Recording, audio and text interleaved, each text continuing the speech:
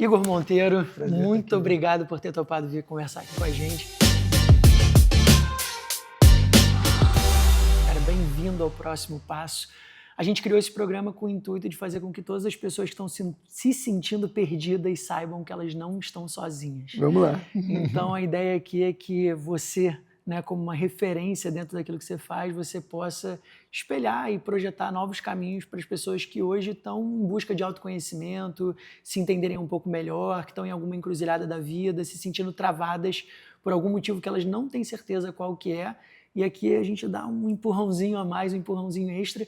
E, cara, eu estou animado especificamente para essa conversa contigo porque você trabalha com um tema que me interessa muito, porque está ligado a desenvolvimento, treinamento emocional, socioemocional, se eu posso colocar assim, Perfeito. dentro das empresas. Perfeito. Acho que durante muito tempo as empresas e o mercado, de uma forma geral, se posicionou com relação a isso, chamando de soft skills. Perfeito. Mas também existe uma máxima dentro do mundo corporativo em que as pessoas são contratadas pelos hard skills e demitidas pelo soft skill. E o soft skill ficou nesse lugar meio de habilidades relacionadas com coisas frágeis do ser humano, empatia, vulnerabilidade, esse tipo de habilidade e qualidade que não necessariamente faria daquelas pessoas boas profissionais, mas que depois de um certo tempo começou a se entender que aquilo dali era fundamental para você ter uma vida sustentável emocionalmente dentro do lugar onde você está trabalhando e para a sua vida do modo geral. Uhum. Hoje a gente vive uma epidemia global ligada à saúde mental, né? Então, assim, o Brasil é considerado o país mais ansioso do mundo. A depressão, como consequência disso, provavelmente vai ser a doença mais diagnosticada até 2030. Quem está falando isso é a OMS, a Deloitte, várias outras fontes de pesquisa que trazem, né, a força de trabalho como ambiente de estudo do como que as pessoas estão se sentindo no mundo, né, um recorte muito emblemático, né, de como é que a gente leva o nosso trabalho para o nosso dia a dia. E o burnout ele se tornou uma doença oficial do trabalho em 2022, né, naquele pós-pandemia, se eu posso colocar assim. Junto disso, o quiet quitting já atinge mais de 100 milhões de pessoas no mundo, principalmente geração Z, né, e o quiet quitting é essa galera debandando, né, do seu trabalho de forma silenciosa, né, meio que esperando também ser demitido ali em alguma instância. Então tem muitas questões ligadas aqui à saúde mental, à saúde emocional, e eu queria entender dentro do seu trabalho qual que é a sua percepção hoje do que está acontecendo no mercado com os jovens que estão entrando numa empresa. Como é que elas se sentem quando elas vão para um trabalho novo? Como que elas se sentem enquanto elas estão nesse trabalho? Como é que elas são desenvolvidas e o que seu trabalho faz para ajudar elas a se desenvolverem? Legal, Pirim. Bom, começamos dando uma volta boa, que eu gosto de falar também. Dentro até do que você trouxe sobre soft skill, hard skill, essa divisão que acho que cada dia mais a gente precisa, de alguma maneira, quebrar essa barreira, porque já não faz mais sentido tratar dessa forma, e de fato o soft traz essa visão de fragilidade, vulnerabilidade, que cada vez faz menos sentido. Eu prefiro tratá-las como human skills, como habilidades humanas por essência. Até daí surge o nome da minha consultoria, da minha escola de treinamento. A primeira, né, a Human Tech, eu trabalho junto com o Pedro Salomão, que também já esteve aqui na Líderes. Então, muito com uma visão de desenvolvimento das habilidades humanas, da tecnologia humana, das human skills e dela aplicada para a liderança de forma transversal pelas gerações Y e Z, que são as gerações mais recentes do mercado de trabalho. E aí, quando você me traz esse panorama completo, eu gosto de pensar o trabalho, sobretudo o recorte de trabalho, que de alguma maneira eu vivi e vivo, da seguinte forma. Há 10, 12, 15 anos, aí, quando eu entrei no mercado de trabalho, quando a minha geração entrou, geração Y, geração millennial, a gente teve uma ascensão muito forte da questão do propósito, da cultura organizacional. A gente tinha empresas como o Google, que os colaboradores ficavam lá um dia inteiro, e isso se tornou uma referência, virou filme. Essa identificação, essa vestir a camisa da empresa que se trabalhava, a empresa fazer parte da sua identidade passou a ser quase que o comum para aquela nossa geração quando acessou o mercado de trabalho. E isso implicava naturalmente em jornadas de 11, 12, às vezes 15 horas, claro, não só trabalhando, mas também em alguma medida aproveitando tudo que o mercado, né, tudo que a empresa oferecia. Sim. Videogame, mesa de sinuca, ping-pong, tudo isso aí. É aí que eu queria chegar, porque me parece que isso daí tá ligado com essa coisa da identificação, mas tá ligado também com o incentivo perverso Total. aqui das companhias, porque Total. por fora parece muito legal, assim, pô, você vai ter quadra de basquete, de tênis, videogames, um monte de coisa que aparentemente poderia servir como uma descompressão para você ali dentro do trabalho, mas na verdade faz com que você fique mais tempo dentro do trabalho. Perfeito. Então, propositalmente, as empresas fizeram isso para que você não precisasse sair, né, ou sentisse que você precisasse sair, e também para você se sentir mais identificado com aquele lugar. Ou seja, aquela história, inclusive escutei isso, né, em várias avaliações já, né, de funcionários dentro de empresas que, por exemplo, fulaninho foi demitido porque não sabe separar o pessoal do profissional. Sim, sim, sim. Como que separa o pessoal do profissional se as empresas querem tanto que você leve a sua vida pessoal para dentro do trabalho? Isso também é impossível. Pô. Se você tiver um dia merda no trabalho, você vai chegar em casa puto com o que aconteceu e o resto da sua vida vai ser contaminado por aquilo. Perfeito. Então, como é que isso é trabalhado na sua percepção? Assim, como que isso foi se desenvolvendo ao longo dos anos?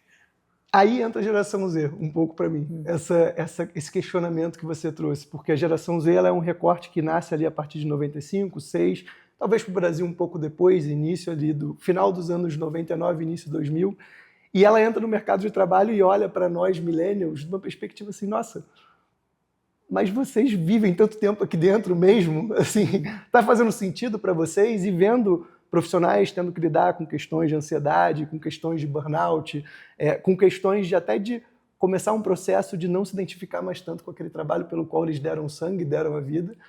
E eu sinto que a geração Z, como essa geração mais nova, 20 e poucos anos que está no mercado de trabalho, ela olha para isso de uma perspectiva mais crítica. E aí ela protagoniza esses movimentos de quiet quitting job, ela protagoniza esses movimentos de interromper a jornada de trabalho propriamente dito. Não, deu a minha hora, eu estou saindo. Por quê? Porque eu tenho uma gama de outras coisas para me dedicar. Eu tenho uma gama de outras, não só carreiras, mas hobbies para me dedicar. Pode ser uma academia, pode ser uma questão musical, uma questão cultural. Mas eu sinto que é a geração que hoje, dentro do mercado de trabalho, ela chacoalhou a forma como a nossa geração viu, e ao chacoalhar ela criou esses eventos que a gente está colocando. Primeiro, de um lado, a gente tem a geração millennial e o iniciozinho da geração Z convivendo com as doenças do trabalho se manifestando mais radicalmente agora, depois aí de 10, 12, 15 anos de uma insanidade de vestir a camisa, de um forte processo de ligação entre o profissional e o pessoal que você foi, de fato, ignorando a sua vida pessoal em nome do profissional. E, de um outro lado, essa geração Z vindo com um repertório e uma observação, seja por parte dos irmãos mais velhos, amigos, pessoas de gerações anteriores, olhando e falando assim, pode ser bem mais que isso. Então é nesse choque geracional entre uma geração millennial e uma geração Z dentro de um mercado de trabalho. Claro, a gente está falando de um mercado de trabalho que hoje temos aí 4, às vezes 5 gerações, dependendo da empresa. Mas mais especificamente desse choque dessas duas, que eu sinto que boa parte desses fenômenos estão acontecendo. Uma desilusão de muitos millennials com aquele discurso de cultura organizacional e de passar muito mais tempo aqui dentro, começando a lidar com essas questões que a gente trouxe da saúde mental, do burnout, do cansaço associado ao trabalho, e uma geração Z com um repertório diferente e mais crítico, questionando esse movimento e falando assim, não, o trabalho ele ocupa um espaço na vida, ele não é a vida. Desculpa te interromper nesse ponto aqui, mas assim, parece que houve uma transição do que era o trabalho com propósito para entender que o propósito não está dentro do trabalho, ou você acha que toda essa história de propósito é meio besteira e não deveria ser tão levada em conta assim, virou só um sonho impossível de ser atingido dentro da lógica do que você estava falando? Houve esse choque, ele é um choque que ele reflete diretamente no choque geracional de uma geração millennial que veio desse lugar, né? Uma geração millennial ali nascida entre final de 80 e anos 90 até 95 ali mais ou menos, uma geração que entra no mercado nesse discurso, como a gente comentou, nessa narrativa do propósito e de passar mais tempo na empresa, porque aquilo era a sua identidade em vários momentos. Chega uma geração Z, como a gente comentou, mais crítica sobre essa posição e de certa forma propondo um equilíbrio onde também há propósito no trabalho, mas ele é parte do propósito, ele não é o propósito.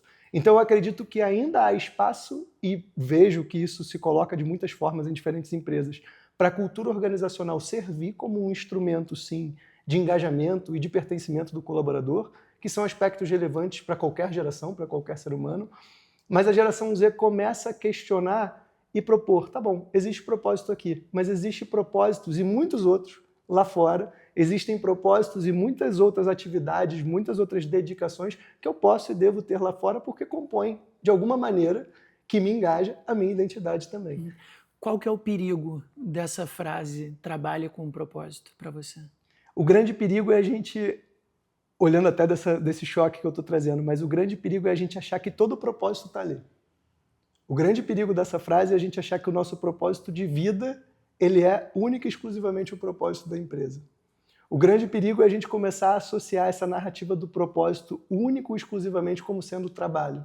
E o trabalho ele é parte disso. A carreira ela é parte desse propósito. E por que você acha que a gente chegou nesse lugar de exaustão, onde a gente começou a entregar a nossa vida para o trabalho? O que você acha que trouxe a gente até aqui, a essa epidemia global ligada à saúde mental? Primeiro, olhando da perspectiva ali do trabalho, né, do como isso foi se associando ao trabalho. Eu gosto de um filósofo, Pedrinho também, a gente troca muito essa ideia, eu e o Pedro Salomão, que é o Byung-Chul Han, que um dos livros dele mais interessantes, ele trata da morte da narrativa. E aí ele fala sobre o quanto nós, enquanto espécies, nós evoluímos, nós crescemos, nós nos desenvolvemos e nos conectamos a partir da perspectiva das narrativas. E as narrativas até hoje, de várias formas, elas cruzam a nossa relação entre nós indivíduos e nossa com as instituições. Quando ele traz a morte das narrativas, ele traz muita perspectiva de que hoje a gente vive uma morte dessa história contada, no sentido de reunir, no sentido de conectar, por uma lógica do storytelling, como ele chama, que é uma história que está mais associada a um objetivo de muitas vezes mais comercial, a um objetivo muitas vezes mais mercadológico do que propriamente a lógica da conexão. Quando você tem a geração Y, né, a millennial, entrando no mercado de trabalho, a empresa, de várias maneiras, também naquele momento de início de anos 2000, ela estava começando a ocupar esse lugar de ser a entidade detentora de narrativas. E quando ela começou a contar essas histórias, e o propósito faz parte dessas histórias, a cultura organizacional faz parte dessas histórias, quando ela começou a contar essas histórias, ela encontrou um terreno fértil para uma nova geração de profissionais que estavam entrando no mercado, para, de alguma maneira, fazê-los ainda mais identificados com essas instituições, para, de alguma maneira, atraí-los e retê-los, odeio esse termo corporativo, mas é o termo que se usa corporativamente, retê-los através também dessa narrativa. Então, nesse primeiro momento, houve uma ocupação do lugar da narrativa pelas empresas. Você acha que a nossa geração oscilou muito rápido entre aquilo que ela via da geração dos nossos pais, né, dos baby boomers, da geração X, que era aquela coisa do tipo, cara, você precisa fazer uma carreira, você precisa ter estabilidade, você precisa ganhar dinheiro, casar, ter filho, né? A ordem é essa, a ordem lógica e a construção social descansar, é isso aqui que precisa ser feito na vida. Você veio para isso, né? E aí talvez a nossa geração angustiada, não querendo mais vivenciar aquilo que os nossos pais viveram, porque, né, em muitos casos de família aquilo ali causava um distanciamento, principalmente dos pais com os filhos, né, com as crianças, de serem pais ausentes, né, deixarem muito nas costas também da mulher ser a pessoa empregada, no sentido de ter que cuidar da casa enquanto o homem trabalhava. Sim. E aí vem uma nova geração e fala assim, cara, caralho com isso, não quero mais essa história aqui, vamos fazer tudo diferente. Sim. Agora que eu tenho um poder na mão, que é o celular, né, e aí a gente cresceu vendo toda a possibilidade de evolução com isso, a gente falou assim, pô, a gente tem uma puta de uma ferramenta aqui tecnológica, inclusive, que pode ser utilizada para a nossa espécie humana, né? E eu acho que tecnologia humana, quando você me fala, me vem muito da junção dessas duas coisas, dessa potência. E agora talvez a gente caminhando para um novo ciclo em que essa próxima geração, a geração Z, né, que na verdade já tem a próxima, que é a Alpha. A Alpha também já está chegando. Eu acho que em algum momento a gente vai chegar na geração W também, que é a geração que vai muito para cima, muito para baixo, muito para cima e acaba rompendo. Na mesma geração, né? Ela faz todos os ciclos. Você não consegue, é insustentável, entendeu? Você acaba se quebrando completamente. Mas eu vejo uma esperança na geração Z de tentar Eu também. encontrar um equilíbrio Eu entre o que também. foi a geração X e a geração Y. Você vê essa possibilidade de equilíbrio hoje quando você está dentro de uma empresa conversando com pessoas que são de uma geração abaixo da sua? Ou você acha, por exemplo, que essa geração Z, que é super criticada pela geração Y e pela geração X, inclusive como uma geração do mimimi, que quer fazer só as coisas do jeito dela e que não está nem aí para nada, você acha que o problema está mais no discurso da nossa geração e da geração anterior, que não consegue suportar o fato de que pode ter uma nova forma de viver e trabalhar? Ou você acha que de fato a geração Z está tentando chegar num lugar onde você não acha que é possível chegar? Bom, eu começo a resposta dizendo que eu sou muito esperançoso da geração Z. E o segundo ponto é a tônica da disputa, né? Essa tônica do choque intergeracional, ela é uma tônica existencial do nosso tempo enquanto sociedade. A questão é, as gerações estão durando menos tempo. Então foi mais rápido para a geração Z entrar num mercado de trabalho em que a geração Y, a geração millennial, ainda estava ali com 30 e poucos anos. Explica para uma pessoa que não entende nada disso, o que significa que as gerações estão nascendo ou morrendo mais rápido? Esses intervalos de tempo de duração de uma geração em relação à outra estão mais curtos. Então, por exemplo, você tinha uma geração millennial ali, isso globalmente falando, né? Nascidos entre anos 80 até 95. Você tem uma geração Z agora, nascidos ali do final dos anos 90 até os anos 2010, mais ou menos. Esses intervalos de tempo, de duração do evento geracional, são mais curtos do que em outras eras, que os propósitos, os princípios, as regras eram melhor compartilhadas entre pessoas que pertenciam ao mesmo momento. As gerações anteriores, a geração X, a geração Baby Boomer, tiveram uma duração de tempo maior, porque a gente tinha menos informação, menos tecnologia acelerando esse processo. Então, o tempo de duração, vamos lá, eu entrei no mercado há 12 anos, mais ou menos, como representante de um intermédio ali de uma geração millennial nascida em 92. Eu já estou convivendo com uma geração Z, desde uma geração Z de 20 e muitos anos, 27 anos ali, que seria nascido no iniciozinho, na beirada, e com uma geração Z de 20, do começo, que tem diferenças entre eles também. E me soa um pouco contraditório. Eu adorei isso que você falou, porque parece que, por um lado, a gente está encurtando o tempo de tudo. Sim. E aí, ao mesmo tempo, a gente está tentando prolongar a vida. Sim, verdade. E aí não me entra muito na cabeça, assim, porque a gente vive daquela lógica de que tudo que é bom dura pouco, mas tudo que é bom deveria durar muito. Então, dado esse aspecto aqui mental, a gente está encurtando tempo de vídeo, né? A gente está encurtando o tempo que a forma como a gente prepara uma comida, a forma como a gente se relaciona uns com os outros, até o ato talvez de fumar um cigarro era mais demorado antes, onde você tinha que pegar o tabaco, enrolar, botar o filtro, fazer não sei o que, lamber a seda, colar para conseguir fumar alguma coisa. Agora você pega um vape e você fuma um negócio eletrônico, que é assim, não precisa nem acender, né? Do mundo. Enfim, péssimo exemplo esse, mas enfim. Mas tudo se tornou muito rápido, muito acelerado. Se a gente vai dar conta disso ou não? Isso só vai causar mais ansiedade para a gente e deixar a gente pior com o tempo. Se você falou que você tem esperança na geração Z, mas olhando para o mundo, independente da geração jovem que é potência para fazer as transformações no mundo, a gente continua sendo regido e regrado por pessoas muito mais velhas, de outras gerações, que têm muito poder e que não parecem querer construir nada, elas só parecem querer destruir uns aos outros.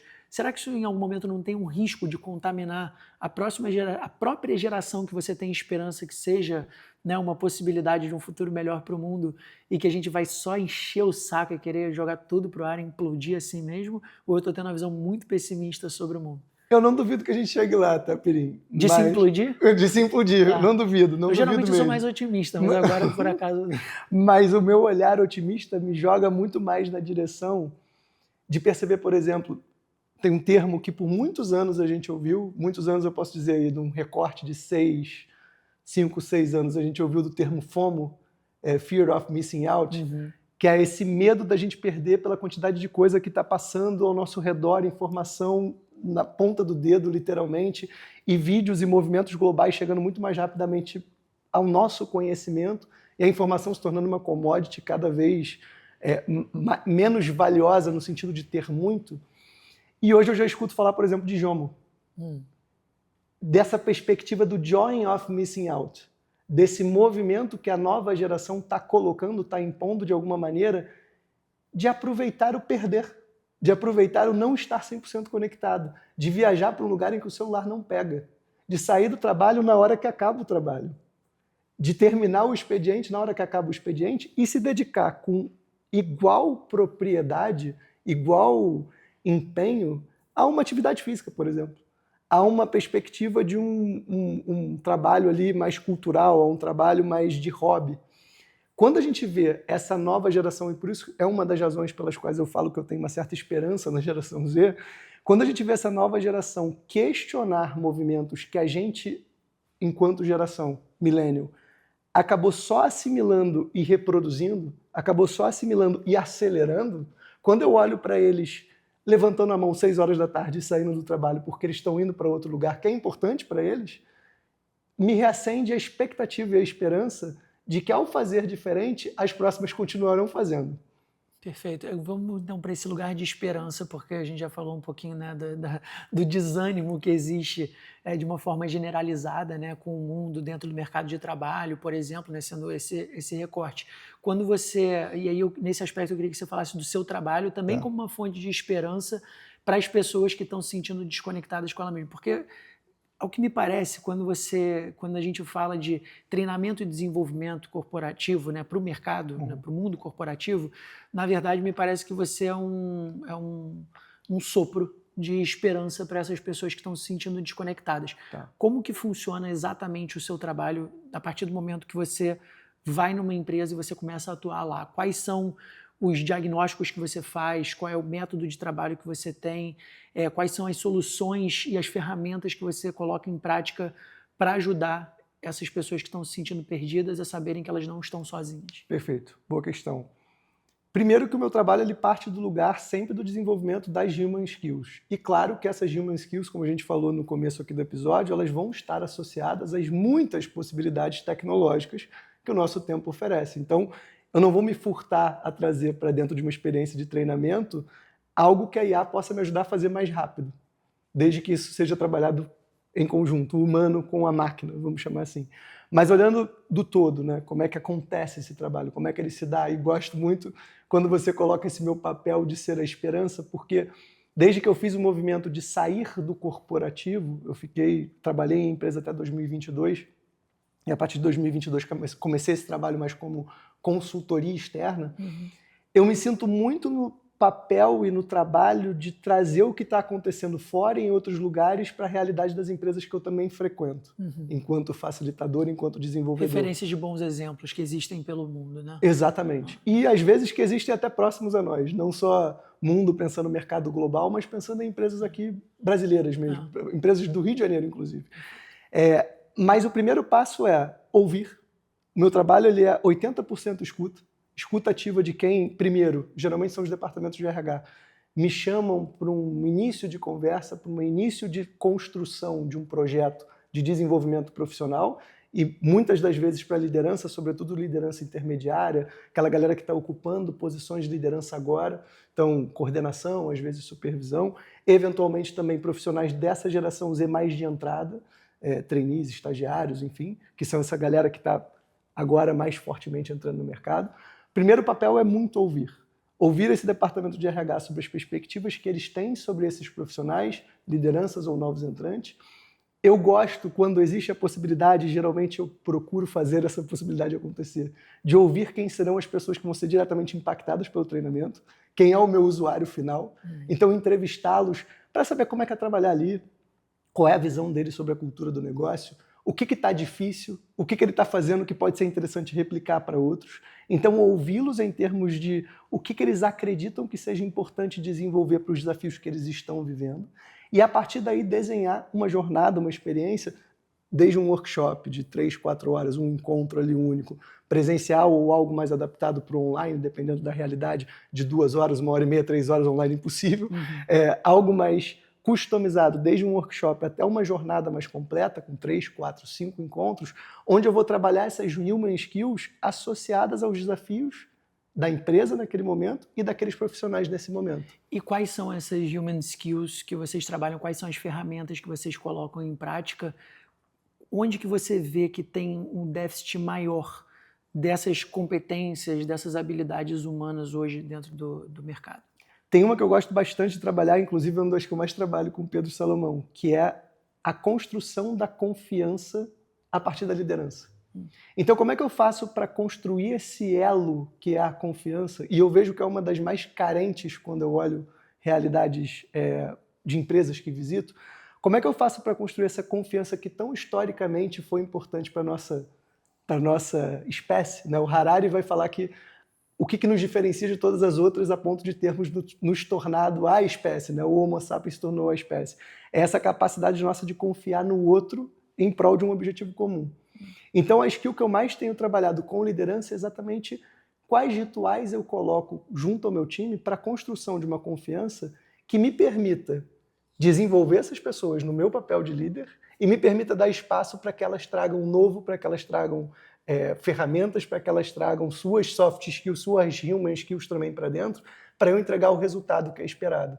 Então, até dentro dessa da confiança que ela é construída, que tipos de rituais eu, por exemplo, consigo colocar para uma liderança que são relevantes como ferramentas? Feedback, conversa de feedback bem feita, bem estruturada, para que eu não gere uma resistência natural. Se eu começo aqui a te criticar, livre e espontânea vontade, comecei a te criticar, sua reação imediata vai ser se defender. Vamos fazer um teste. Como é que você me daria um feedback construtivo? Porque eu acho que essa é uma das maiores dificuldades que as pessoas têm. Porque na hora, né, a gente ouve os termos até esdrúxulos, né? Do tipo assim, faz um sanduíche de merda, bota uma coisa boa, merda no meio, bota outra coisa boa depois para a pessoa se sentir acolhida dentro da merda ali, que pode ser a crítica. Ela vai sair com um elogio, pelo menos. Né? Exatamente. A última coisa boa que ela vai escutar, a última coisa que ela vai escutar vai ser uma coisa boa. Como que dá um feedback? Como é que você daria um feedback para mim construtivo? Bom, primeiro, Pirim, aí dentro dos treinamentos de liderança que a gente faz, o primeiro ponto que eu preciso trabalhar com eles é identificar que o Pirim vai reagir de um jeito à minha comunicação e a Ju a outra. Então, o primeiro lugar que eu preciso me desenvolver enquanto liderança é entender aspectos seus, da sua comunicação, da sua personalidade, para poder modelar a minha forma de dar feedback também. Eu preciso te interromper aqui nesse ponto, porque é o seguinte, se as empresas que têm uma lógica capitalista, de ganho de escala, ganho exponencial, elas precisam fazer tudo de forma massificada, né, para otimizar e maximizar lucro, como que eu escalo a habilidade humana, partindo do princípio que cada um é um indivíduo muito particular e que você vai precisar fazer o que você está fazendo de maneira individualizada e customizada para cada um, sabendo que somos pessoas completamente diferentes uma da outra. Não dá para botar em caixinha. Boa pergunta. Tem método para você direcionar uma conversa dessa, que é onde também já vou chegar, você falou do feedback. Mas se eu não conheço minimamente a pessoa que está ali do meu lado, geralmente eu estou falando de uma liderança que vai ter ali abaixo o quê? 7, 8, 9 pessoas num corporativo, isso falando de equipes grandes, 10 pessoas. Ela precisa minimamente conhecer um pouco de quem está ali do outro lado. Que momento ela está vivendo? Se você não se dá o trabalho, e é péssimo esse termo aqui, mas se você não se dá ao empenho de conhecer minimamente quem é essa pessoa do outro lado, se ela tem filhos ou não, com quem ela mora, o que ela gosta, o que ela não gosta, se ela está vivendo um bom ou um mau momento, às vezes dentro de casa ela está passando por um desafio muito grande. Enquanto liderança, eu preciso me dedicar em alguns momentos para entender isso, para minimamente também conseguir customizar o tipo de comunicação que eu tenho com ele. Não é justo, não é humano, não é produtivo eu tratar, por exemplo, você como meu colaborador numa perspectiva de empresa, que está passando por um desafio pessoal grande, por exemplo, da mesma forma que eu trato outro que está vivendo um bom momento, acabou de ser promovido, está tudo certo dentro de casa. Então eu preciso sim, mesmo com toda essa lógica de escala que a gente está falando, eu preciso enquanto líder, e aí entra a confiança que eu estou te trazendo do trabalho, eu preciso minimamente criar contextos, ambientes, situações em que eu me empenhe em conhecer quem é aquele que está do outro lado.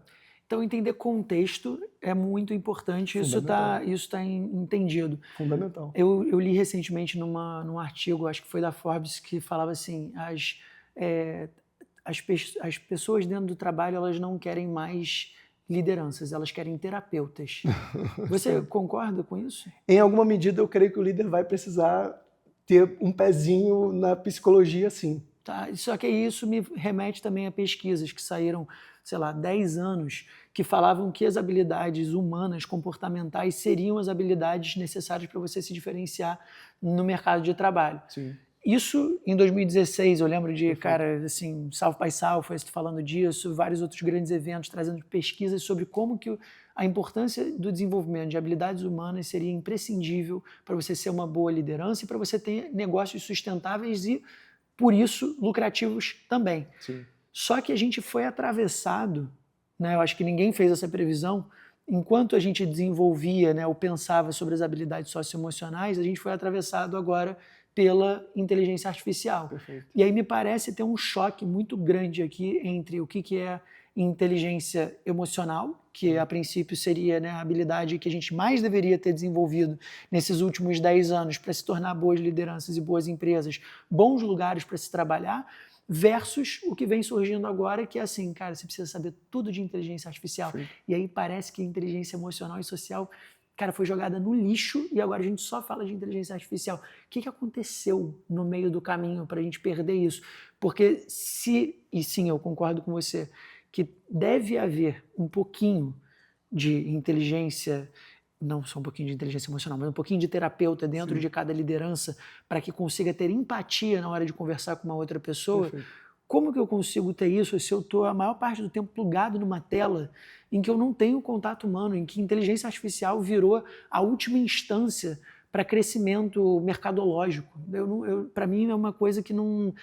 Eu sei que elas são possíveis de caminhar junto, mas me parece que a gente, enquanto espécie, não está fazendo esse trabalho. Parece que a gente está polarizando mais uma coisa na nossa existência.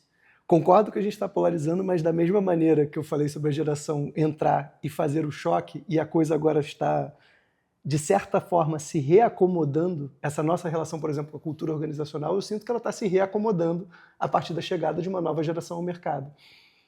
A inteligência artificial é um movimento que deve ter, enquanto ferramenta, tomado as páginas todas de todos acho que jornal nem cabe mais falar, né? Mas as páginas de todos os portais como esse tema central de 3 anos para cá. E eu ainda acredito que a gente está entendendo o que isso vai render, o que isso vai gerar, como é que eu posso usar a meu favor, como é que ele pode me potencializar. No final dessa trajetória, que a gente ainda pode estar longe de chegar, mas no amadurecimento dessa trajetória, em algum lugar, eu penso que a gente vai olhar para isso e falar assim, tá, continua sendo uma ferramenta para viabilizar, facilitar, até escalar a minha relação com o humano. Você acha que a gente tem tempo para isso antes do mundo acabar? Essa pergunta ficou mais difícil aí. Eu espero que sim. Não, tô brincando, tô sendo um pouco dramático aqui. Sim. Mas é para tentar chegar nesses ultimatos assim, da vida, né? Assim, qual que é o caminho que a gente segue. Porque também me parece que, tanto com a inteligência emocional e a inteligência artificial, a gente vai criando polo para tudo, a gente vai criando caixa para tudo. Tá na moda polarizar. Totalmente. E aí também me parece que tem, assim, como é que seria o contrário do êxodo rural? Eu acho que... É o Fugere Urban. Exatamente. Pronto, obrigado. Então, assim, parece também que tem um movimento dessas gerações, como você falou, da geração mais nova, né, do que a gente, de querer buscar um espaço mais próximo da natureza, por exemplo. Total. Uma vida mais devagar. Total. Esse joy of missing out, que assim, cara, eu não preciso estar aí para tudo, o tempo todo, para todo mundo, porque senão eu vou ficar cansado e não vai ser possível viver bem, né? Então, assim, quando você entra numa empresa para trabalhar, você falou de juntar essas duas coisas, né? De juntar a parte da ferramenta tecnológica com as ferramentas e as habilidades humanas. Perfeito. E aí você usa essa expressão human tech, Isso. né? Tecnologia humana. O que isso significa, na essência, no teu dia a dia de trabalho? Como que você trabalha essas coisas em conjunto? Pri, na essência, isso significa que a tecnologia mais sofisticada que a gente ainda tem no mundo é a tecnologia humana. E aí vou te dar um exemplo. Antes de voltar para a Human Tech, eu vou falar de uma outra dedicação que eu tenho mais recente. Por conta de trabalhar com o público há bastante tempo, né, usando a comunicação como ferramenta, como você também faz brilhantemente há mais tempo. Achei que você ia falar fazer cerâmica. Não, a habilidade manual não é comigo. Minha esposa sabe fazer, mas eu não tenho a menor ideia de como faz isso. Meu negócio é falar mesmo. Há pouco tempo eu comecei também a celebrar casamento. virou um outro trabalho, de fato, uma outra carreira, de fato. E foi através da celebração de um casamento de um amigo, um grande amigo, um dos meus melhores amigos de infância, que me chamou para fazer o dele, que quando eu estava lá, eu olhei para aquilo tudo, para aquelas pessoas todas conectadas emocionalmente, vibrando uma energia diferente. Por conta da história do Gabriel e da Luísa, que é esse casal, que eu olhei para aquilo e falei assim, ainda não existe nada tão sofisticado quanto essa capacidade de conexão que a ferramenta, que a tecnologia humana, naquele caso do amor, é capaz de proporcionar. Então, falei de uma outra para voltar para cá. Quando eu falo da Human Tech, quando eu falo da tecnologia humana, o que eu estou propondo, na verdade, é que ainda não existe nenhuma tecnologia que supere a tecnologia humana. Claro, a gente precisa aprender a lidar com ela, a desenvolvê-la, tal qual a gente faz com software. A gente desenvolve um software, a gente desenvolve o humanware. Né? Essa tecnologia humana, essa nossa capacidade humana de conexão, de contar uma história e engajar, de liderar, que é uma das também mais sofisticadas tecnologias humanas, de trazer um grupo, um público, um time na direção de um objetivo, de um bem comum, de lealdade, que é uma outra soft skill, uma outra uma outra tecnologia humana muito valiosa, a própria comunicação, tudo isso ainda tem muito espaço, mesmo em tempos em que a gente está conversando sobre a inteligência artificial. Para mim, inclusive, elas passam a ter mais espaço. Enquanto o humano trabalhar, elas vão continuar tendo espaço e cada vez mais espaço. Legal. Eu fiquei muito surpreso com essa questão, surpreso e preso, ao mesmo tempo com essa questão de cerimonialista, né? Não é cerimonialista, não sei, mas É celebrante. Eu também acho que eu troquei o nome. Não, tudo bem. O celebrante de casamento. E realmente, assim, acho que a capacidade de emocionar outros seres humanos é realmente uma habilidade que a gente tem muito diferenciada e que eu não sei se alguma tecnologia, né, uma inteligência artificial consiga superar isso. E eu fiquei muito assim surpreso, feliz de você falar isso, porque me pareceu uma coisa que você gosta muito de fazer. Muito. E você falou muito. Um pouco antes também sobre, né, você é a pessoa que fala. Uhum. Como é que você se identifica num mundo onde é tão difícil a gente saber quem a gente é? Bom, o primeiro movimento grande que eu fiz de autoconhecimento, e eu diria que essa também, como tecnologia humana, é uma das que eu me dedico há mais tempo, me conhecer, foi através de um assessment, um relatório individual de um instituto chamado Gallup. E aí estou falando do início da jornada, né? Através de um instituto chamado Gallup, que é o maior instituto de pesquisa sobre humanidades e trabalho, fica nos Estados Unidos. E você faz um teste que é um teste chamado Clifton Strengths, em que você mapeia seus 34 pontos fortes, seus 34 talentos potenciais pontos fortes. Caramba. Todos nós temos, numa escala de 1 ao 34, todos nós temos uma distribuição dos 34 potenciais pontos fortes que a gente tem, porque são talentos inatos, nascem a partir da nossa personalidade, tem a ver com o meio onde a gente foi criado, a educação que a gente acessou, a família que a gente teve, enfim. Quando eu olhei para aquilo, e eu olhei para aquilo num momento muito importante para mim, que foi no estágio 2016, então 10 anos aí, quando eu olhei para aquilo a primeira vez e entendi que ali tinha uma coletânea daquilo que eu faço naturalmente bem e gosto, que isso se retroalimenta, que é bom fazer e que eu consigo me destacar de alguma perspectiva, eu vi o quanto havia potência ali de me desenvolver ali dentro. E é inclusive algo que o próprio método fala. Olha, você não vai ser bom em tudo, não dá. O ser humano ele não consegue, mas você vai ser muito bom nisso aqui. Olha esses 5, 10 primeiros e foca nisso. Porque esses 5, 10 primeiros tendem a ser a sua assinatura no mundo, se você focar nisso, se você se concentrar nisso. E eu olhei para eles e falei assim, aqui tem um jogo. Aqui dá para eu jogar, construir, desenvolver, olhar para isso como o meu potencial, a minha potencial assinatura para o mundo. Então foi o primeiro movimento que eu fiz de autodesenvolvimento. Juntaram-se a eles, depois, processos de coaching, mentoria, terapia, o próprio relacionamento meu com a Vanessa, minha esposa, eu sinto também como um desses processos de autodesenvolvimento contínuo, porque é a relação de duas pessoas morando e construindo uma história de vida juntos, então eu preciso conhecê-la ao mesmo tempo que me conheço e entendo sobre mim e sobre ela, e ela da mesma forma. Então esse processo ele é um processo contínuo e ele não acaba. Eu só consigo dizer para você onde ele começou, que foi através da metodologia do Gallup. Mas isso é diário, é constante, é experimentando, é tendo a escuta muito aberta, não para a voz de fora, mas para a voz de dentro. Quando eu estava nessa situação de casamento, do convite do Gabriel e da Luísa, para celebrar o casamento deles, a voz que soava lá dentro era uma voz muito forte, muito boa de ouvir, no sentido de, cara, faz isso mais vezes. Você está gostando, está muito gostoso estar aqui. Então, quando eu passei a dar mais ouvido para essa voz de dentro e olhei esse jogo de potenciais, talentos que eu poderia desenvolver com o método, eu acho que eu consegui, a partir dali, casar os dois e começar e continuar essa jornada, que ela não vai acabar nunca, ela está acontecendo aqui agora, enquanto a gente conversa, por exemplo. Duas coisas aqui que você falou. Primeiro, sobre ser um processo contínuo e que não acaba nunca. Você acha que a gente fica muito paralisado por querer chegar a algum resultado final logo, e isso acaba destruindo totalmente o processo, porque a gente não entende que esse é um processo interminável, e o fato de ser um processo interminável deixa a gente muito angustiado a ponto da gente querer colocar fim nisso. E a outra coisa, você falou sobre essa voz de dentro, que eu aqui vou tomar a liberdade poética para chamar de intuição. Perfeito. Tá? Intuição e vocação também. O que você diria para as pessoas que hoje estão também se sentindo muito ansiosas com essa quantidade de informação e que têm a sua própria intuição abafadas por essa quantidade de interferências e referências contínuas que a gente tem do mundo externo, sobrepondo os nossos anseios e os nossos desejos internos, assim, qual é o seu método de trabalho para conseguir fazer com que essa voz de dentro ela não seja abafada por essas todas vozes de fora. Tá, beleza.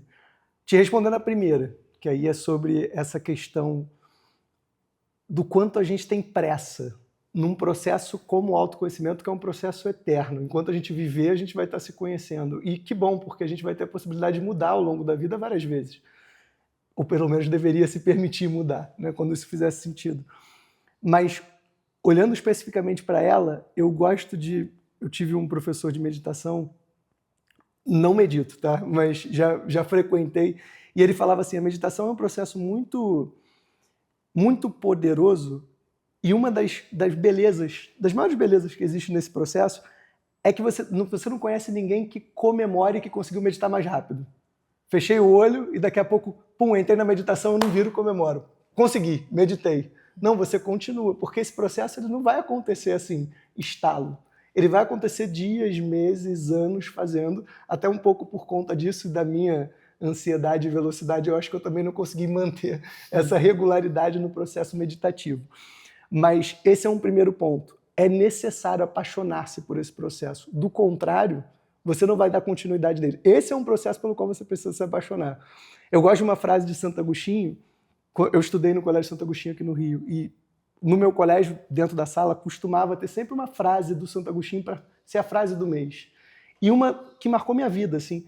Ele falava, põe amor naquilo que fazes e as coisas terão sentido. E eu acho isso muito bonito na perspectiva de que pôr amor, né, colocar amor, é um ato.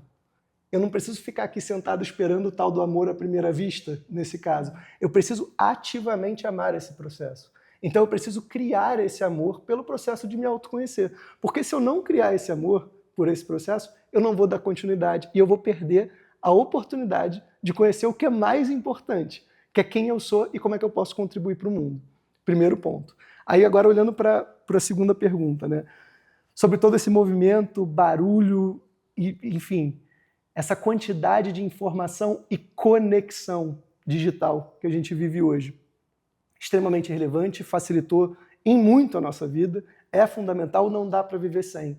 Mas a gente precisa ativamente criar momentos para viver sem. E cada um vai ter a sua. Seja através da prática da sua religião, seja através da meditação, seja viajando com as pessoas que gosta para um lugar para ficar mais desconectado, seja viajando sozinho para um lugar para ficar mais desconectado. Mas é só quando você silenciar o barulho do mundo que você vai conseguir ouvir a voz de dentro. Então, procurar intuição, vocação, fazer essas vozes falarem, ela precisa antes do silêncio aqui fora. E às vezes você não precisa procurar um lugar silencioso distante. Vou até o Tibete para achar a solução dos meus problemas, para achar por que eu vim para o mundo. Mas você vai precisar, de alguma maneira, criar um microambiente que seja, em que o barulho não chegue, o barulho de fora, a informação não chegue, a tecnologia talvez não chegue, pelo menos por um instante, para poder começar a dar voz, dar ouvido a essa voz que vem de dentro. Gostei. Estou feliz com isso que você falou agora. Que bom! Como que vocês conseguem trabalhar isso dentro das empresas? É um desafio contínuo, constante. Ele não vai acontecer como um processo mágico.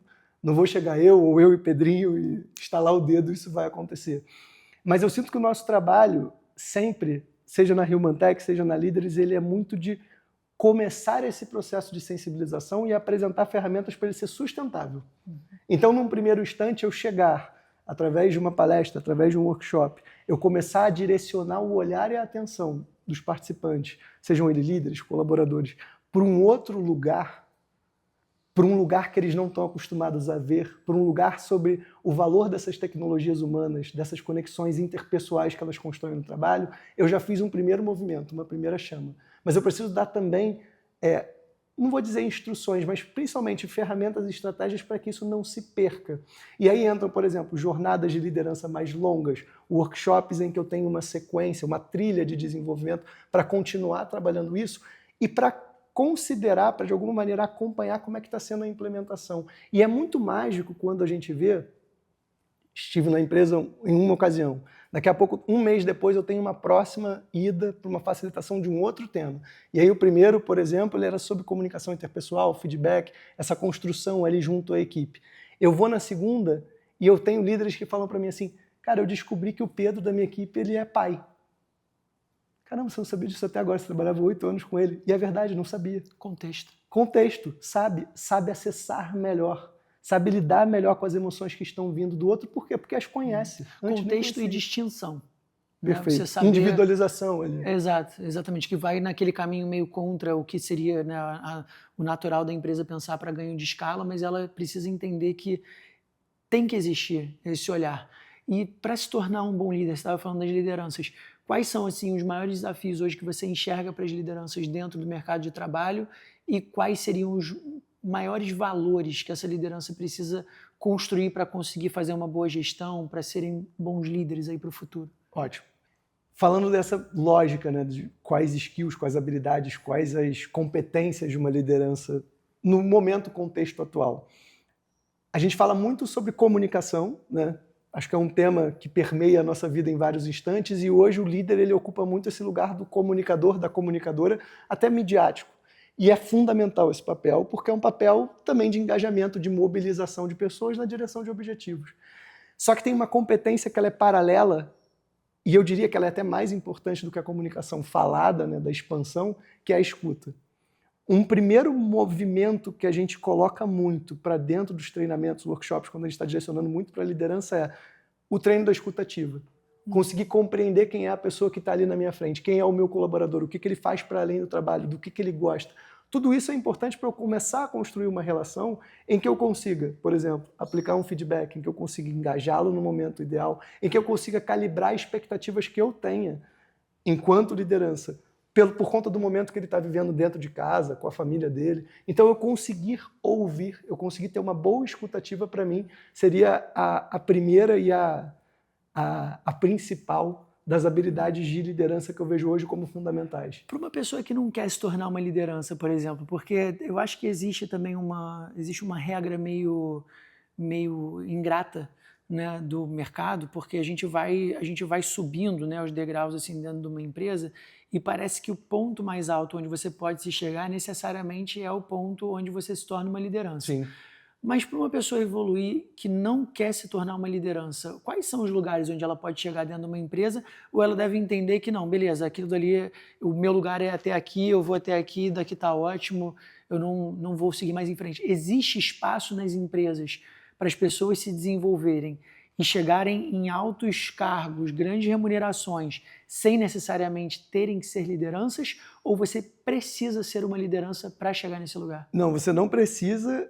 É até um movimento que muita gente já está fazendo, de ir para uma carreira mais de especialista dentro da empresa, que aí é uma lógica de eu me aprofundo num tema, eu sou líder de um processo, de um conhecimento, mas não de pessoas.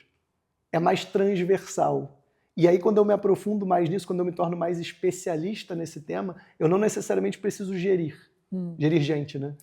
Mas isso é uma tendência que você tem observado recentemente. Sim. Agora, sim. olha que engraçado isso. Se as pessoas, pelo que você está me dizendo, estão buscando se tornarem mais especialistas para, pelo que você me falou, não terem que se tornar gestoras de pessoas, não parece que elas estão evitando ter que lidar com outras pessoas? Isso é uma característica desse próximo momento que a gente está vivendo enquanto espécie. Com certeza, Pirim. Mas se a gente está se distanciando, a gente não está criando uma ruptura, um vazio, um buraco onde as pessoas vão cair de cabeça. Vão se jogar, né? Isso. Muita gente está indo por esse caminho do especialista e sim, é sintomático. O outro lado dessa moeda de você ter hoje uma carreira de especialista como uma possibilidade, e é uma excelente carreira também, mas o outro lado dessa moeda é, se tem mais gente fazendo esse movimento, é porque tem menos gente interessada em influenciar pessoas. Total, não discordo, faz todo sentido. O ponto central nessa discussão, primeiro é eu me conhecer, entender se faz sentido para mim, entender que é uma posição de sacrifício, porque de fato em que em vários momentos, se não em todos, eu vou ter que dar mais importância até para os interesses de muito mais gente do que para os meus próprios inicialmente, mas ela ainda é uma lógica que existe e que é importante para a empresa funcionar. Então todo líder, quando está chegando nessa posição, nessa bifurcação, o profissional que está chegando nessa bifurcação, entre seguir para um caminho de especialista e a possibilidade de ocupar cadeiras de liderança, ele precisa se perguntar se ele está disposto aos desafios que estão daquele lado. Do contrário, não é nem justo com quem está abaixo dele, com quem vai ocupar essa posição de liderado. E sim, é sintomático, é do nosso tempo, são possibilidades de carreira, dá para ir para vários lugares, assim como, por exemplo, consultoria também, de certa forma, vai para esse caminho do especialista e menos para o caminho de liderança. Mas é algo que a gente vai ter que, de certa maneira, aprender a lidar e apresentar a posição de liderança como sendo fundamental para o jogo, como sendo algo importante quando bem feito e potencial para o próprio negócio. Agora, se a gente coloca aqui de um lado especialista, de um outro lado liderança, a gente está dizendo que necessariamente para uma pessoa ser liderança ela tem que ser generalista ou não tem nada a ver uma coisa com a outra? Não necessariamente, mas o que vai diferenciar é saber lidar com gente. Entendi. Então, uma pessoa generalista, ela necessariamente precisa saber lidar com gente ou não? Ela pode ser boa ou gostar de várias coisas ao mesmo tempo e conseguir navegar em várias esferas diferentes de trabalho, mas ela, para isso, precisa saber lidar com gente. Isso é mais ou menos como é visto dentro do mercado. Seria isso? Para ocupar a posição de liderança, sim, ela vai precisar necessariamente saber lidar com pessoas, né? Para se diferenciar nessa posição de liderança e até para lidar com o desafio que é liderar, ela vai precisar ter essa predisposição e essa inclinação e dedicação para aprender a lidar com pessoas. Mas sim, ela pode ser um profissional generalista e não chegar necessariamente a ocupar esse lugar de liderança. Se transformar num especialista mais amplo, um pouco dentro da lógica do que a empresa vai oferecer para ela. A questão é a escolha de o quanto eu estou disposto ou disposta de entender de gente. Porque do contrário, aí vou até reafirmando a fala que eu deixei antes, não é nem justo com quem vai ficar abaixo de você ali nessa posição de liderança liderado. Né? E você acha que em algum momento, assim, porque há poucos anos assim, eu ouvia falar dessa tendência que ficou um pouco na moda, acho que principalmente para pessoas, e eu me coloco nesse lugar de fala aqui, né, de pessoas generalistas, assim, eu me considero um generalista, né, eu sou interessado em muitos assuntos, em muitas coisas, em muitas pessoas, isso durante muito tempo foi um problema para mim. Sim. Porque o generalista ele era tido como uma pessoa, por exemplo, que tem falta de foco, que não entende muito de uma coisa, então ele nunca vai conseguir superar determinados obstáculos, porque ele vai inventar ou ele vai criar um contorno aqui para fazer alguma outra coisa. E aí eu acho que o generalista ele caiu num lugar meio pejorativo, mas eu acho que pelo fato de vários generalistas terem assumido posições relevantes dentro do mercado, esse termo começou a ficar da moda e começou a ficar como uma coisa legal. De uns 10 anos para cá virou. Exatamente, então seja um generalista e tua vida está safa, porque você precisa ter conhecimento de muita coisa, dado que a gente vive num mundo de muita informação, então se eu souber um pouquinho ou bastante de cada coisa, eu consigo trazer muitos conhecimentos para a mesa e me desenvolver ou me colocar numa posição acima, né, ou de liderança. E você acha que essa tendência está diminuindo e que a gente está indo para um lugar mais onde os especialistas são mais necessários ou onde as pessoas têm mais vontade de ser especialistas dentro dos negócios? Assim, existe essa ruptura ou você acha que da mesma maneira que tecnologia e habilidades humanas vão ser coisas que vão caminhar juntas sempre? Acredito que vão caminhar juntas sempre, acredito que existe espaço para todos, né? Tanto o especialista ali que vai centrar num processo, num conhecimento, a própria questão da IA traz uma necessidade de especialistas no tema para desenvolver as soluções que a empresa vai precisar tanto para dentro quanto comercialmente, né? Colocar para fora.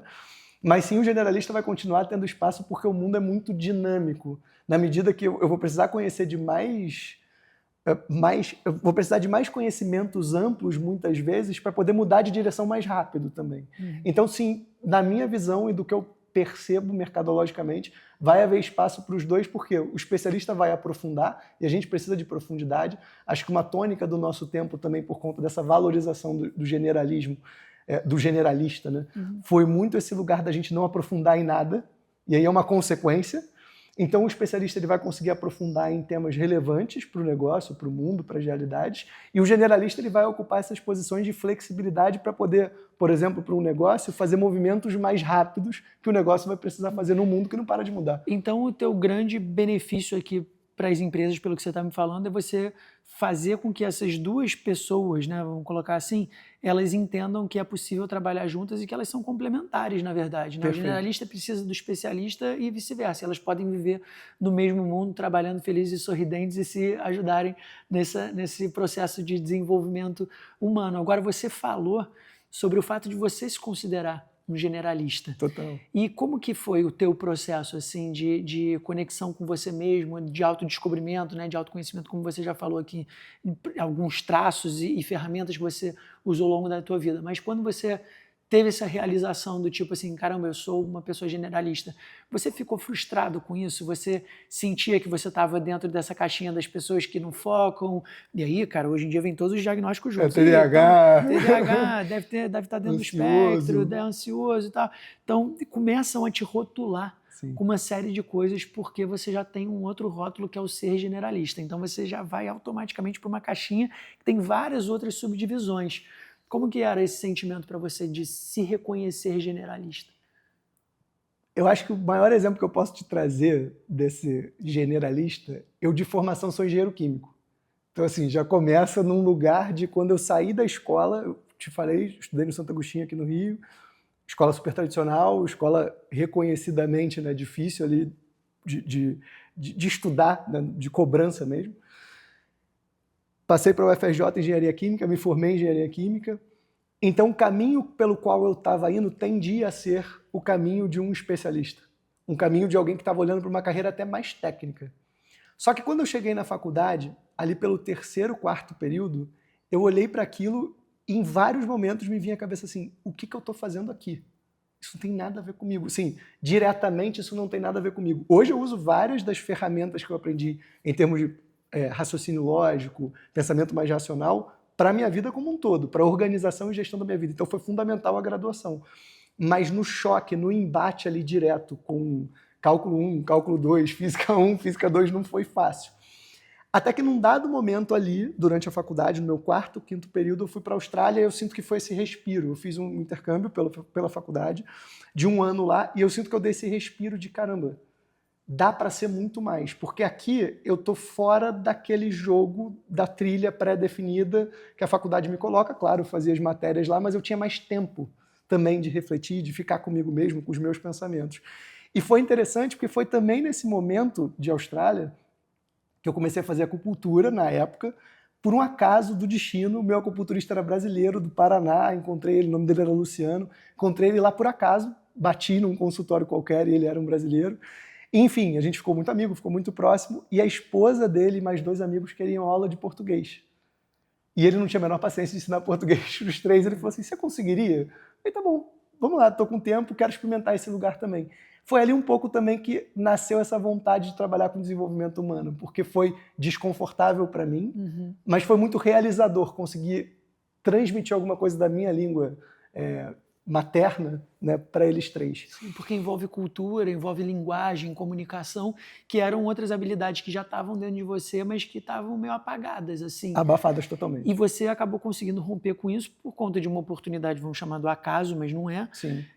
Mas que possibilitou que você fizesse essa transição de pensamento Sim. para uma lógica que era do especialista, do foco, do carreirista, vamos colocar feia essa palavra, né? Mas enfim, do carreirista, né, da pessoa que vai fazer aquela faculdade tradicional, vai conseguir o emprego tradicional e por aí vai crescer, e você rompeu com isso.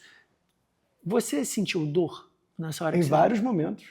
Primeira dor natural, eu tinha que terminar a faculdade, então quando eu voltei, essa dor foi imediata, assim, de caramba, eu me sinto cada vez menos pertencente a esse lugar, que eu adoro pelas pessoas, que eu gosto pela possibilidade de trocas com perfis muito diferentes, e de conhecimento mesmo, de aprendizado, mas em compensação que não é o lugar para onde eu quero apontar como carreira. Mas beleza, eu tinha aquele...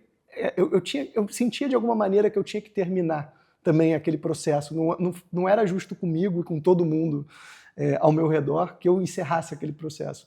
Então ali foi a primeira dor natural. A segunda dor natural foi a entrada no mercado de trabalho, porque que tipo de trabalho eu vou buscar? Se eu estou fazendo engenharia química, se eu não me vejo trabalhando nisso, mas eu também não estou numa outra área que me desse a dimensão de procurar um estágio que fosse diferente. E aí, por muita sorte, eu fui parar numa startup, na época uma startup. Quando trabalhei na startup, o bom da startup é que você tem um espaço livre, né? Tinham 200 pessoas, era uma empresa, uma fintech aqui no Rio, um espaço absolutamente livre, e era proposto, inclusive, para você que depois de 3 meses você começasse um processo, um projeto internamente de melhoria de algo que você viu que estava dando errado. E eu fui para a educação corporativa ali. Então foi a segunda dor, foi o estágio, acabou que no processo, né, depois de 3, 4, 5 meses de estágio, eu olhei para aquilo como a possibilidade de abraçar uma área que eu me via de alguma maneira trabalhando, que ressoava aquilo do ensinar português para os 2, 3 australianos lá durante a viagem, e que me permitia experimentar ainda na faculdade um novo lugar. E aí eu fui me encontrando. Legal que você conseguiu ressignificar o que poderia ter sido uma dor paralisante numa coisa que te colocou em movimento, né? Não sem dor, tá, Felipe? Não sem dor, não, aqui não. na narrativa fica... Não, de forma alguma, mas assim, o que eu ouço das pessoas, né, todo mundo que senta aqui e conversa com a gente, eu escuto muito isso. Eu escuto que nos momentos de ansiedade e dor, a melhor coisa que tem para se fazer é colocar em movimento. Perfeito. Não é dar porrada com a cabeça na parede, não é isso. Ou ficar parados, se fechar num quarto escuro. Exatamente, mas é se colocar em movimento, seguindo a tua voz interior, seguindo a tua vocação, a tua intuição, aquilo que é um chamado para você, e que às vezes cai num campo muito místico e esotérico, mas que a gente tem que respeitar da onde essa energia, da onde está vindo essa força. Sim. E aí, cara, para a gente ir caminhando aqui para o fim, eu queria saber, da mesma maneira como você passou por essa transição, o que você tem para dizer, ensinar, contar para as pessoas que hoje estão se vendo paralisadas, que estão se sentindo perdidas, que estão se sentindo sozinhas? Qual que é o maior aprendizado assim, que você pode passar para essas pessoas, para elas levarem daqui, para darem o próximo passo na vida delas? O segredo do meu próximo passo, e tem muito a ver com tudo que a gente falou aqui, e pode ser que funcione para pessoas que estão nos ouvindo, nos assistindo, foi olhar para dentro. Então, o tempo todo que lá fora não estava fazendo tanto sentido, o tempo todo que lá fora eu estava olhando, por exemplo, para uma faculdade que eu não me identificava, com uma perspectiva de carreira, né, ali ainda dentro da faculdade, que não parecia ser o que eu queria fazer para a vida toda, o movimento que eu fiz foi olhar para dentro e experimentar. Então, assim, um ponto máximo que eu diria dessa experimentação e do olhar para dentro foi que durante a faculdade, eu fiz faculdade aqui na UFRJ no Rio, eu tive uma greve. E eu aproveitei a greve para fazer teatro.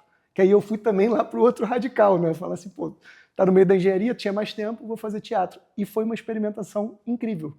Porque me colocou experimentando, de fato, uma outra emoção, um outro sentimento, uma outra possibilidade, um outro caminho. Mas tudo isso aconteceu porque essas inquietudes internas, elas apareciam, e eu falava, deixa eu olhar um pouquinho para dentro e entender que outras alternativas o mundo me permite, para eu meio que pisar fora dessa linha que está traçada aqui, experimentar um pouco lá fora. Se fizer sentido, eu dou mais um passo naquela direção. Se não fizer, eu tento voltar e, de repente, até tento olhar para o outro lado. Então, assim, sempre que eu olhei para dentro e procurei entender quais eram as possibilidades que eram apresentadas ali, no meu contexto, no meu cenário, e pude experimentar, essa experimentação foi me apontando um outro caminho, uma outra direção, e foi nessa direção que eu fui dando o próximo passo. Legal demais, cara. Você se respeitou, escutou a tua voz interior e fez com que as suas inquietudes movessem você. Obrigado demais, cara. Tamo junto, meu irmão. Prazer, irmão.